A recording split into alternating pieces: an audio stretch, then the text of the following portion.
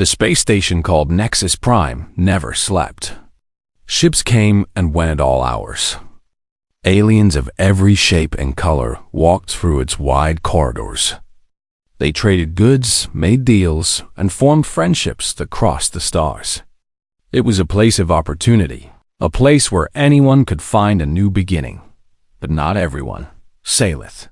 Vorn pressed her back against the cold metal wall of the station's lowest level. Her legs shook with exhaustion. She had not eaten in 3 days. Her once beautiful luminescent skin, which used to glow with soft blue light like all Velhari people, had become dull and gray. She looked like a dying star. But the worst thing was not her hunger or her tiredness. The worst thing was the mark on her face. A black brand burned into her left cheek. The mark of severance. Among her people, it meant she was no longer Velhari. She was nothing. She was an exile. Sailith closed her eyes and remembered how it all began. She had been a records keeper for the Velhari High Council. A simple job. She organized documents and filed reports. Nothing important. Or so she thought. One night, she found files that were hidden deep in the system. Secret files. They showed that the council was selling their own people to a slaver species called the Mordrith. Young Velhari were being taken from small colonies and traded for advanced technology. Sailith had been horrified. She copied the evidence and brought it to the council herself, believing they would want to stop this evil. She was young and foolish. She trusted her leaders. Instead, they called her a traitor. They said she had created fake documents to destroy the council's good name. Before she could speak in her own defense, they branded her face and threw her out of Velhari space. The assassins came later. 3 of them, sent to make sure she never spoke the truth to anyone. She had been running ever since. Now, on this busy station, Sailith had nowhere left to go. She had tried everything. She had begged every species she could find for help. Each time, she was rejected.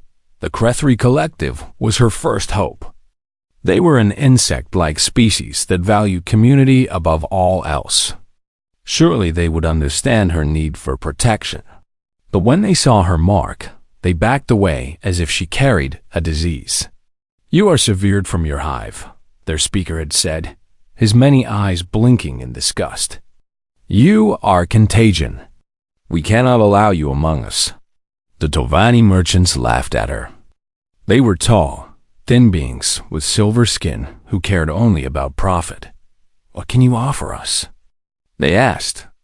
"You have no money, no goods, no connections. An exile is worthless. Go away." The Eryxian peacekeepers were her last real hope. They were the station's security force, known throughout the galaxy for their fairness and justice. Sailith approached their office with tears in her eyes. "Please," she begged. "I have evidence of terrible crimes. My own government is selling people into slavery. I can prove it. But they want to kill me before I can show anyone." The Eryxian officer looked at her with cold blue eyes. "This is an internal Velhari matter," he said. "We cannot interfere with the laws of another species. If your government has marked you as exile, that is their right. I am sorry." He did not sound sorry. Even the criminals rejected her. Sailith found a syndicate boss in the lower levels and offered to work for free in exchange for protection. "Too risky," the boss said, shaking his large head. "The Velhari are powerful trading partners. If I hide their exile, they will make trouble for my business. You are not worth the cost." 3 days of rejection. 3 days of watching doors close in her face. 3 days of hiding from the assassins who were somewhere on the station, hunting her. Sailith was ready to give up. She wandered into a section of the station she had never seen before. The corridors here were narrower and less clean. The lights flickered. The signs on the walls were written in a language she did not recognize. Strange letters that curved and bent in odd ways. A small sign hung above the entrance to this section. It read, Terran District. Terrans. Salis searched her memory. She had heard of them. A new species that had recently made contact with the galactic community. They were called humans. Other species said they were primitive, emotional, and not very smart. They had no special abilities. No technology worth mentioning. They were considered the least important species on the station. Nobody came to the human section, unless they had no other choice. Salith had no other choice. She walked down this quiet corridor until she reached a small open area with a few shops and living quarters. The humans here had tried to make the space comfortable. There were plants in pots. Colorful cloths hung over doors. Somewhere she heard strange music playing. A man sat alone outside a small repair shop. He was eating something from a metal container. He had brown skin, dark hair with touches of gray, and tired eyes that had seen much of life. He wore simple work clothes covered in grease stains. He looked up and saw Salith standing there. For a long moment, neither of them moved. Salith waited for the disgust. She waited for him to see her mark and turn away like all the others. She prepared herself for another rejection, but the human did something strange. He looked at her thin body and her dull skin. He looked at the brand on her face. And then he held out his container of food toward her. "You look hungry," he said simply. Salith stared at him. She did not understand. "You do not know me," she said. "I have eyes," the human replied. "I can see you need help." Tears began to fall from Salith's eyes. She could not stop them. 3 days of fear and rejection broke through her walls like a flood. She fell to her knees in front of this strange alien who offered food to a stranger. "Please," she whispered, her voice breaking. "I have asked everyone. Everyone says no. I have nowhere to go. They are going to kill me." She looked up at him with desperate eyes and asked the question that she had asked so many times before. But this time, it was her last hope. "Will you be my rescuer?" The human set down his food and stood up slowly. He walked over to her and looked down at her kneeling form. His face was hard to read. Salith's heart pounded with fear as she waited for his answer. Finally, he spoke. "I don't know what you're running from," he said, "and I can't promise to save you, but you can stay here until you figure things out. My name is Elias Vance. Welcome to Human Alley." He reached down and offered her his hand. Salith took it. Elias Vance was not an important man. At least, that is what the galaxy believed. He had once been a commander in the Terran military, leading engineering teams that built bridges and shelters in war zones. He had saved many lives with his hands and his mind. But that was years ago. Now he was just an old man running a small repair shop on a space station that did not care about him. Humans had arrived in the galactic community only 20 years ago. They were the new species. The small species. The weak species. Other aliens looked at humans and saw nothing special. Humans could not read minds like the Volhari. They could not connect to a hive like the Krethri. They had no natural weapons, no special senses, no unique technology. The galaxy had decided that humans were not worth noticing. Elias was fine with that. He liked his quiet life. He fixed broken machines for whoever needed help. He ate simple meals. He read books from Earth and remembered his home planet. He did not ask for trouble, but trouble had found him anyway. It had found him in the form of a starving alien woman with a brand on her face. Salith sat in his small shop, eating the food he had given her. She ate slowly, carefully, like someone who had forgotten what it felt like to have a full stomach. Elias watched her and said nothing. He had learned long ago that some people needed silence more than questions. When she finished eating, Salith looked at him with uncertain eyes. "Why did you help me?" she asked. You do not know me. You do not know what I have done. I could be a criminal, a murderer, a monster. Elias shrugged. Are you any of those things? No. But how do you know that? I don't, Elias admitted. But I know what a scared person looks like. I know what a hungry person looks like. Those things I can see clearly. The rest can wait. Salith shook her head slowly. Your people are strange. So I have been told. Over the next few days, word spread through the small human community that Elias had taken an exile. Other species on the station heard the news too, and they came to warn him. A Torvani merchant stopped by his shop with concern on his silver face. Elias, my friend, he said, you are making a mistake. That woman carries the mark of severance. The Valhari do not give such marks lightly. She must have done something terrible. Maybe, Elias said. Or maybe she did something brave. Either way, she is my guest. An Eryxian peacekeeper visited next. Mr. Vance, we must advise you that harboring a Valhari exile may create problems for your people. Humans are still new here. You have not yet established strong trade agreements. If the Valhari complain, it could hurt your entire species. I understand, Elias said. Thank you for the warning. But he did not send Salith away. Other humans came to see her. They brought food, blankets, and small gifts. A woman named Yara, who worked as a medic, checked Salith's health and gave her medicine for her exhaustion.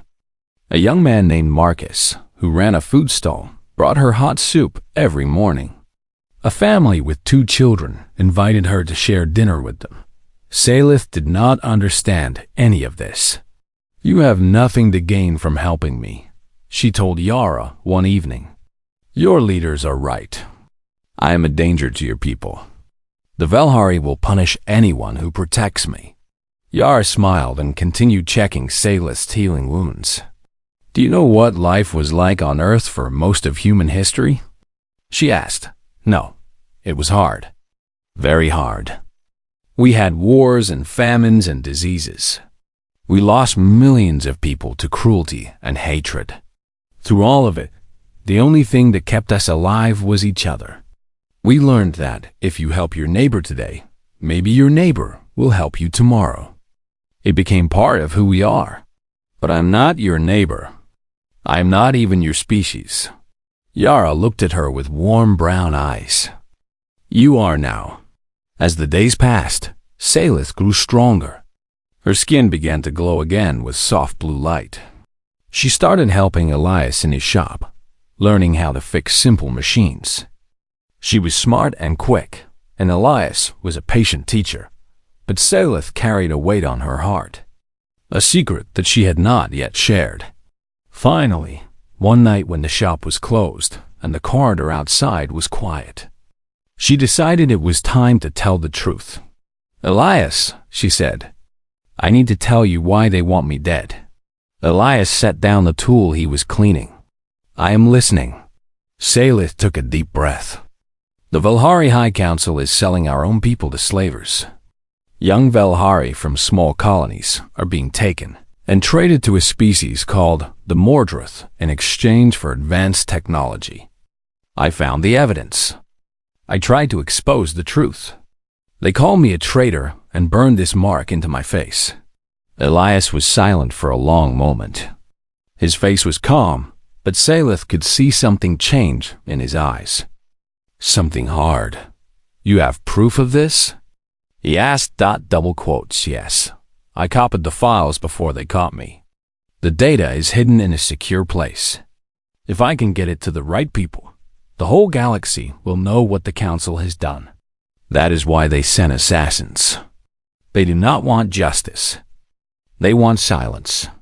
Elias stood up and walked to the window. Outside, the lights of the station glowed in the darkness of space. How many assassins? He asked. 3. A Valhari kill team. They are on this station somewhere, looking for me. It is only a matter of time before they find me here. When they do, They will kill anyone who stands in their way. Sayla's voice trembled. Elias, you have been kind to me. Kinder than anyone in the galaxy. But I cannot let you die for me. I should leave. Disappear. Try to find another way.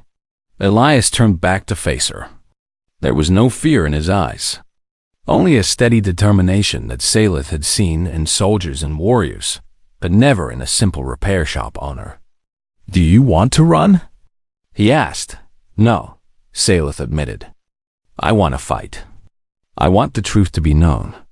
I want to save my people from the Council's evil. Elias nodded slowly. Then that is what we will do. We? Sayla stared at him in disbelief. You would fight Valhari assassins for me? For a stranger? Elias walked over to a cabinet in the corner of his shop. He opened it and pulled out an old device that Sayla did not recognize. A communication unit covered in dust. The galaxy thinks humans are weak, Elias said quietly. They think we are simple and soft. They see our kindness and call it foolishness. They see our emotions and call it weakness. He began pressing buttons on the device. They have forgotten something important about humans. What is that? Elias looked at her with fierce eyes. We do not leave our friends behind. He activated the communicator and began to speak. This is Elias Vance calling all Terran. Residents of Nexus Prime. We have a situation in Human Alley. A friend needs our help. I repeat, a friend needs our help. Anyone who can come, please come now. Sayla watched in amazement as, within the hour, humans began arriving at the shop. Men and women, young and old. Engineers and doctors and merchants and soldiers. They came with tools and medical kits and determined faces. 17 humans stood in the small repair shop, all looking at Sayla with the same steady warmth. What do you need? They asked. For the first time in months, Sayla felt something she had forgotten existed. Hope. The 3 Valhari assassins moved through Nexus Prime like shadows. Their names were Keth, Soren, and Vala. They were the best killers the High Council had. In their long careers, they had never failed a mission.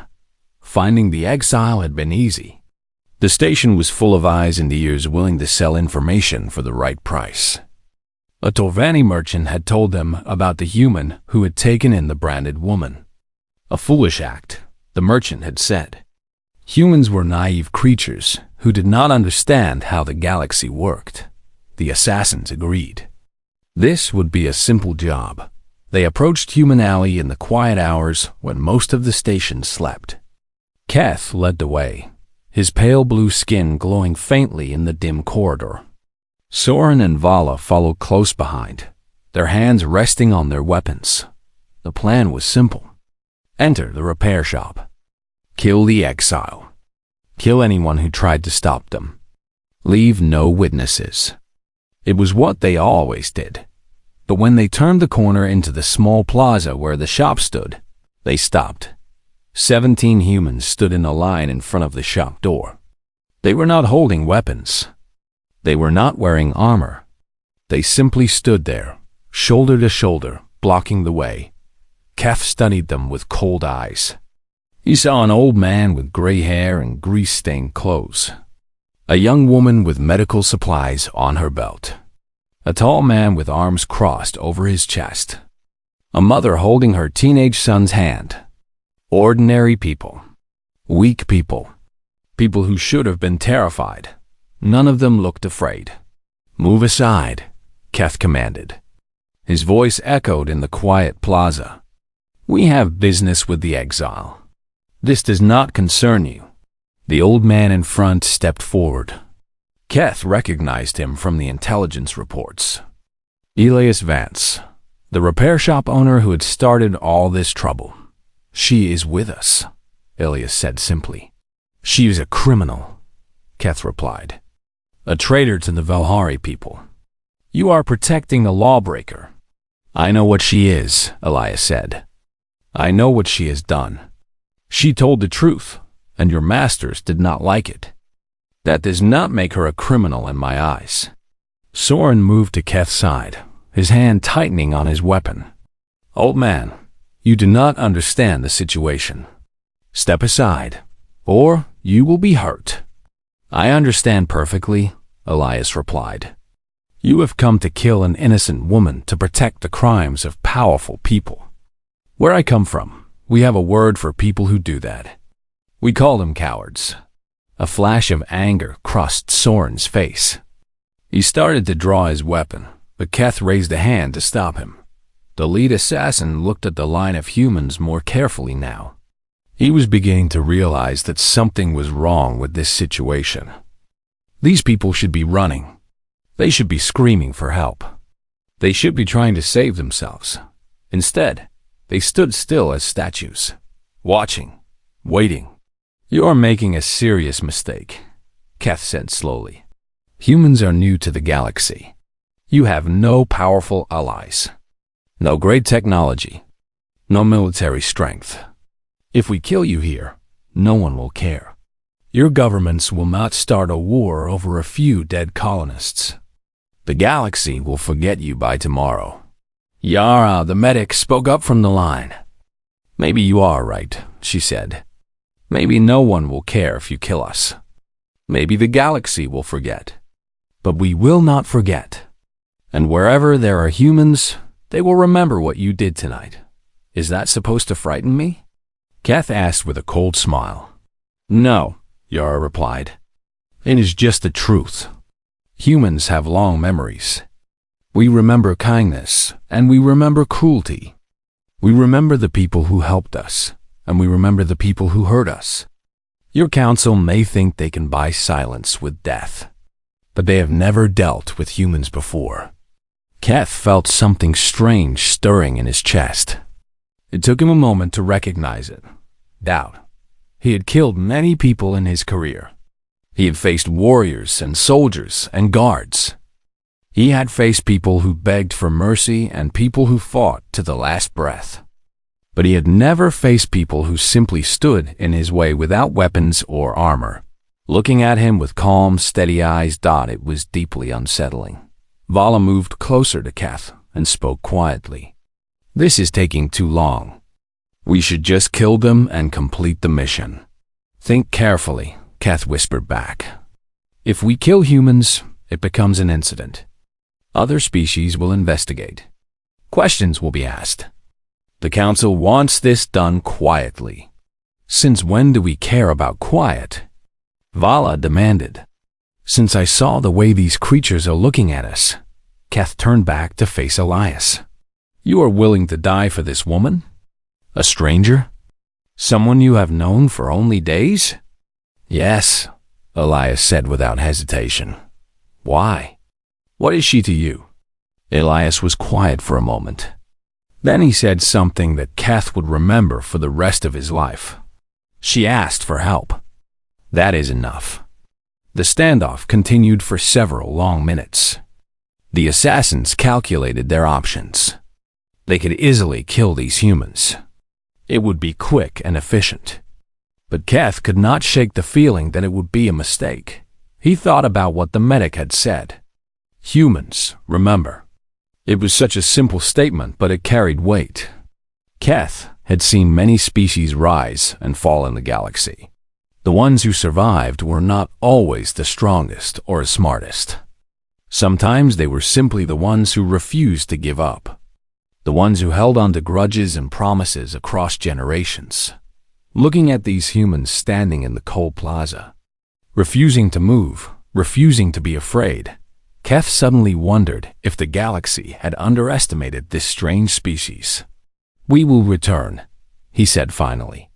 This is not over. We know, Elias replied. We will be here. The assassins turned and walked away. They did not look back. When they were gone, Marcus let out a long breath. I thought we were dead, he admitted. We might still be, Elias said. They will come back with more resources. We have only delayed them. Salith emerged from inside the shop. She had watched everything through the window. Tears were streaming down her face, making tracks through the soft glow of her skin. "Why?" she whispered. "Why would you risk your lives for me? You could have just given me to them. You would have been safe." The mother in the line, a woman named Rosa, stepped forward and took Salith's hands in her own. "Because you needed someone to stand with you," Rosa said. "And we were here. But you have nothing to gain. This fight is not your fight." Young Marcus smiled at her. "It is now." Salith looked at all of them. The old soldier who had given her shelter, the medic who had healed her wounds, the merchant who had fed her, the families who had welcomed her into their homes. She had been rejected by every species in the galaxy. She had been told she was worthless, dangerous, unwanted, and these strange, primitive, emotional humans had decided she was worth dying for. "I do not understand your people," Salith said honestly. "Yr, I put an arm around her shoulders. "You will," she promised. "Give it time. You will learn the human way." "What is the human way?" Elias answered from behind them. "We find people who need help. We help them. And when they are strong again, they help others. It is simple." "It is not simple at all," Salith said. "It is the hardest thing in the universe." Elias nodded slowly. "Yes, that is why most species do not do it. That is why they think we are fools." He looked out at the dark corridor where the assassins had disappeared. "But we are still here, and we are not going anywhere." Salith wiped her eyes and stood up straighter. "Then neither am I." The message arrived at Human Alley 3 days after the standoff with the assassins. It came through official channels, delivered by an Erixian peacekeeper who looked uncomfortable with his task. A diplomatic delegation from the Velhari High Council requests the immediate return of the exile known as Salith Vorn. The peacekeeper read from his tablet. "According to galactic law, species sovereignty must be respected. The humans of Nexus Prime have 1 station cycle to comply. Failure to do so will result in the termination of all trade agreements between the Terran government and the Velhari people." Elias took the message and read it carefully. "And if we refuse completely?" The peacekeeper shifted nervously. "Then the Velhari will push for humans to be blacklisted from galactic trade. Other species will be pressured to cut ties with your people. Your expansion into the galaxy will effectively end." "I see. Thank you for delivering this." The peacekeeper paused at the door. "Mr. Vance, if I may speak freely?" "Go ahead. I have watched your people since you arrived on this station. You are strange creatures. You form connections too quickly. You trust too easily. You fight for causes that bring you no benefit." He shook his head slowly. "I do not understand you, but I have come to respect you. For what it is worth, I hope you find a way through this." He left without another word. Elias gathered the human community in the small plaza. Nearly 40 people now called Human Alley home, and all of them came to hear the news. Salith stood at the edge of the crowd, her heart heavy with guilt. "You have heard the situation," Elias said. "The council wants Salith back. If we refuse, they will try to destroy our place in the galaxy. This is a decision that affects all of us. I will not make it alone." An old woman named Martha raised her hand. "What happens to Salith if we give her back?" "She dies," Elias said simply. "They will kill her and bury the truth forever." "Then we do not give her back," Martha replied. "I did not travel across the stars to become the kind of person who hands innocence over to murderers." "But what about our future?" a young man asked. "What about trade agreements and our place in the galaxy?" Marcus stepped forward. "What kind of place would we have if we bought it with blood? I would rather be a poor human with a clear conscience than a rich one who sold a friend for profit." The crowd murmured in agreement. Salith pushed through the people until she reached the center. "Please," she said. "This is my fault. I brought this danger to your door. Let me leave. I will turn myself in. Your people should not suffer because of me." Rosa grabbed her arm firmly. "Stop talking like that. You are one of us now. We do not abandon our own, but I am not human." "You think that matters?" Rosa asked. "Humanity is not about what species you are. It is about how you treat people.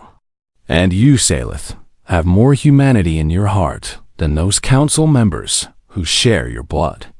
Elias raised his hand for silence. "There may be another way. Salith has evidence of the council's crimes.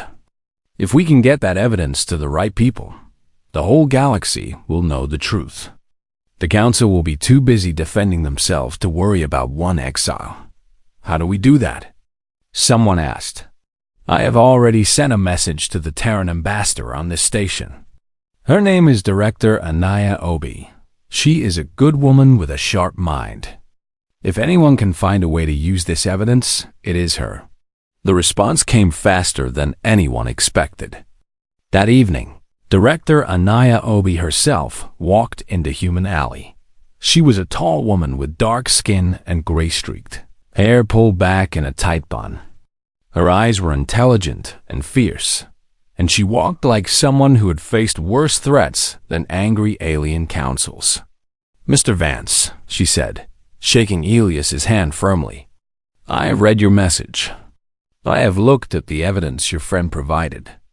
It is damning. Can you use it?" Elias asked. "I can do more than use it. I can blow this whole situation open in a way the council never expected." She turned to Salith. "But I need to ask you a question first. If I do this, there is no going back. The galaxy will know your name. Your face will be on every news channel. You will never be able to hide again. Are you prepared for that?" Salith thought about her life before the brand. The quiet job, the comfortable existence, the safety of ignorance. She had lost all of that the moment she chose to look at those hidden files. She could not go back to being the person she was. "I am ready," she said. Director Obi smiled. It was not a gentle smile. It was the smile of a warrior about to charge into battle. "Good. Then let us give the galaxy something to talk about." The next morning, Director Obi called a press conference on the station's central broadcast channel. Representatives from every major species gathered in the communication center, curious about what the unimportant human ambassador could possibly have to say. Director Obi stood at the podium with Salith beside her. Behind them, a large screen displayed the Terran flag. "Thank you all for coming," Director Obi began. "I know that humans are not considered important in galactic affairs. We are new. We are small. We have no great technology or ancient wisdom to offer. But today, we have something more valuable. We have the truth." She pressed a button, and the screen behind her changed. Documents appeared. Shipping records, financial transactions, communication logs, names and dates and locations. What you are seeing is evidence that the Volhari High Council has been selling their own citizens to the Mordra slave trade for the past 15 years. Young Velhari from isolated colonies have been taken from their homes and traded like cargo in exchange for advanced technology. This woman beside me, Salith Vorn, discovered this evidence while working as a records keeper. For her honesty, she was branded as a traitor and sentenced to death. The room exploded with noise. Journalists shouted questions. Officials demanded verification. The Volhari representatives tried to object, but their voices were lost in the chaos. Director Obi continued calmly. "Humanity stands with those who speak truth, even when that truth is dangerous. We will not trade a life for convenience. We will not sacrifice an innocent woman to protect our trade agreements. That is not who we are." She looked directly at the Volhari delegation. "Your council wanted silence. Instead, you will get justice. Every species in this room now has access to this evidence. What they do with it is up to them. But the truth cannot be buried anymore. The fallout was immediate and massive. Within hours, other species began their own investigations. The Crethray Collective discovered that several of their young had also been sold to the Mordrith. The Torvani merchants found discrepancies in their records that suggested they had unknowingly transported slaves. Even the Eryxian peacekeepers announced that they would investigate the Council for crimes against sentient beings. The Velhari Council was in chaos. But they had not given up. That night, they sent their full strike team to Human Alley. Not 3 assassins this time, but 20. They came with weapons and armor and orders to eliminate everyone who stood in their way. The battle was brutal and desperate. The humans fought with whatever they had. Tools became weapons. Furniture became barricades. Ilias led the defense with the calm focus of a man who had seen combat before. Yara dragged the wounded to safety, while Marcus held a doorway with nothing but a metal pipe and stubborn courage. Salith fought alongside them. Her empathic abilities let her sense the assassin's movements, giving warning seconds before each attack. She was no warrior, but she refused to hide while others died for her. The fighting lasted for what felt like hours, but was probably only minutes. By the time station security finally arrived, the plaza was filled with smoke and blood. 3 humans were dead. A dozen more were wounded. But when the security forces swept through Human Alley, they found something unexpected: that the humans were still standing. Battered, bleeding, exhausted, but standing. And in the center of their broken barricade, untouched and alive, stood Salith, Vor, and Dot. The assassins had failed. The galaxy would remember this night for a long time. The months following the Battle of Human Alley changed the galaxy in ways no one had expected. The Velhari High Council collapsed. Investigation after investigation revealed the full scope of their crimes. Thousands of their own people had been sold to the Mordrith over 15 years. When the evidence became undeniable, riots erupted across Velhari space.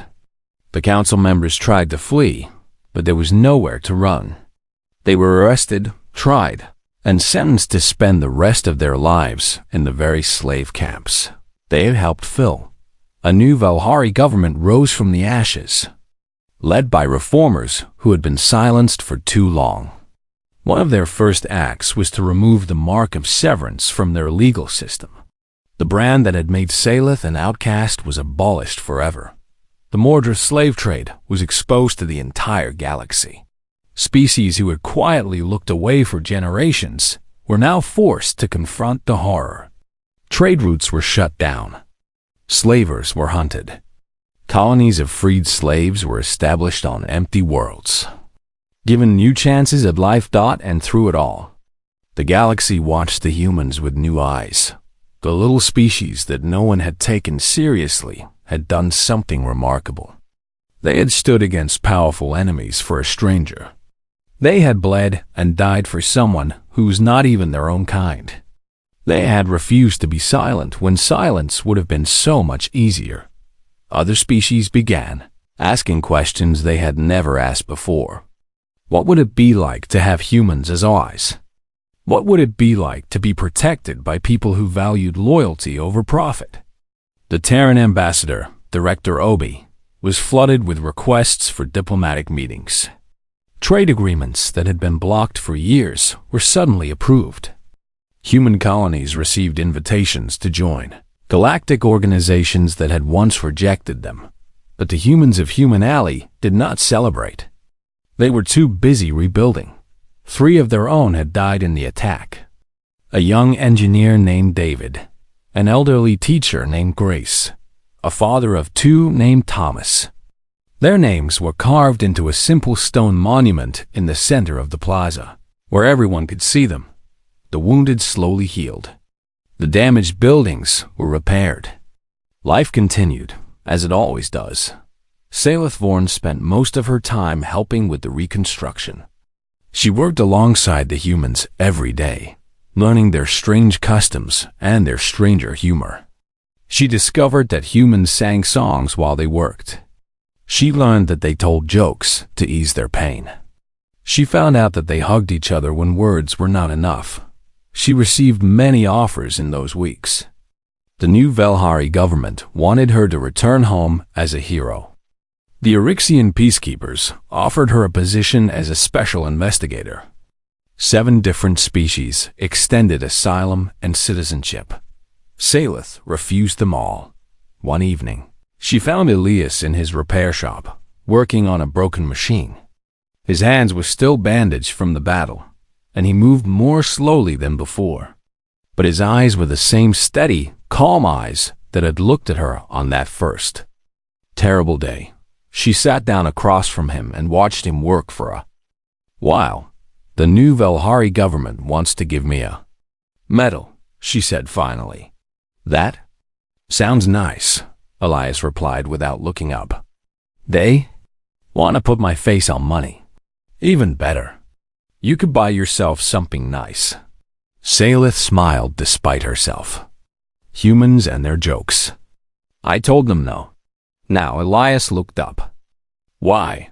Because I do not want to be a symbol. I do not want to be a hero on a poster or a face on currency. I just want to be Salith. She paused.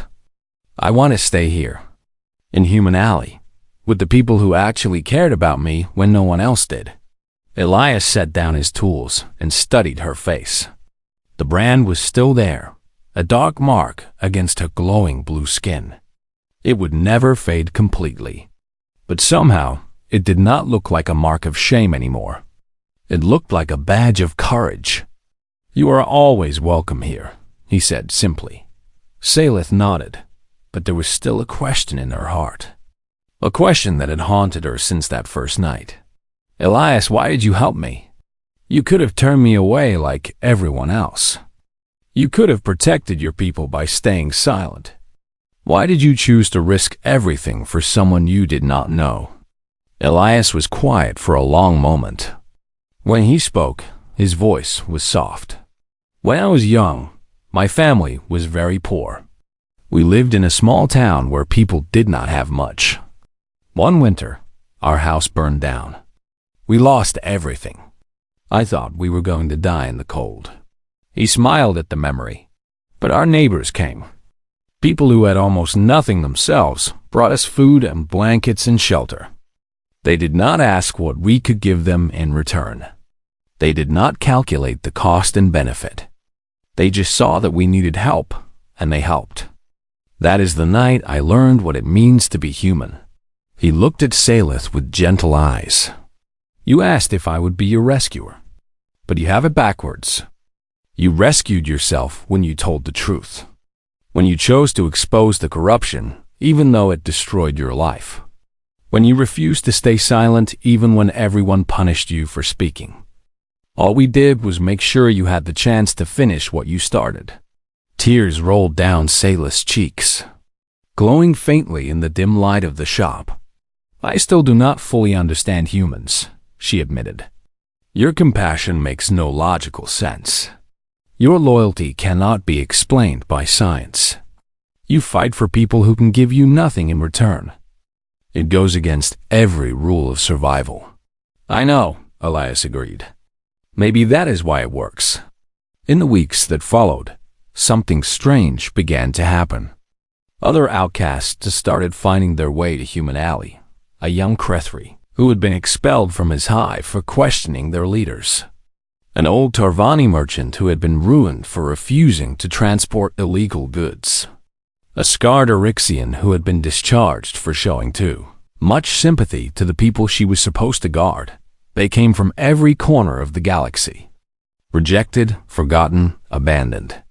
They had heard stories about a place on Nexus Prime where humans lived. A place where a stranger had been taken in and protected. A place where species did not matter and past mistakes could be forgiven. Human Alley grew larger. New buildings were constructed. New businesses opened. The small human enclave became a diverse community, where dozens of species lived side by side. Elias Vance never became famous. He did not give speeches or appear on broadcasts. He just kept running his repair shop, fixing broken things for whoever needed help. But everyone in the growing community knew his name. They knew the story of the old man who had offered food to a starving stranger and started something nobody could have predicted. Salith became his partner in the shop. She had a talent for understanding machines, and her empathic abilities helped her sense what was wrong even before she looked inside. Together, they fixed engines and computers and life support systems. Together, they welcomed every new arrival who stumbled into Human Alley looking for hope. One day, a young Velhari woman arrived at their shop. She was thin and scared, with fresh burns on her arms. She had escaped from one of the remaining Mordrith slave camps and had spent weeks traveling to Nexus Prime because she had heard a rumor. She had heard that if no one else would help you, you should find the humans. Salith welcomed her inside and gave her food and water. She treated her wounds and found her a place to sleep. And when the young woman asked why strangers would help her, Salith told her the same thing she had learned on her first night in Human Alley. Because you needed someone to stand with you. And we are here. That night, Salith stood outside the shop and looked up at the stars. Somewhere out there was her old home, the world where she had been born and raised and branded as a traitor. She would probably never see it again. She did not mind. She had found a new home. A strange home filled with strange creatures who laughed at death and cried at kindness and refused to give up on anyone. She had asked Elias Vance to be her rescuer. Instead, he had taught her how to rescue herself. And now she would spend the rest of her life doing the same for others. That was the human way. And it was her way now too. The galaxy still thought humans were primitive, emotional, illogical, weak, but more and more, the outcasts and the abandoned were beginning to understand the truth. The humans were not weak. They were strong in a way the galaxy had never seen before. Strong enough to care. Strong enough to fight for strangers. Strong enough to build a family from the wreckage of 100 broken lives. And they were just getting started.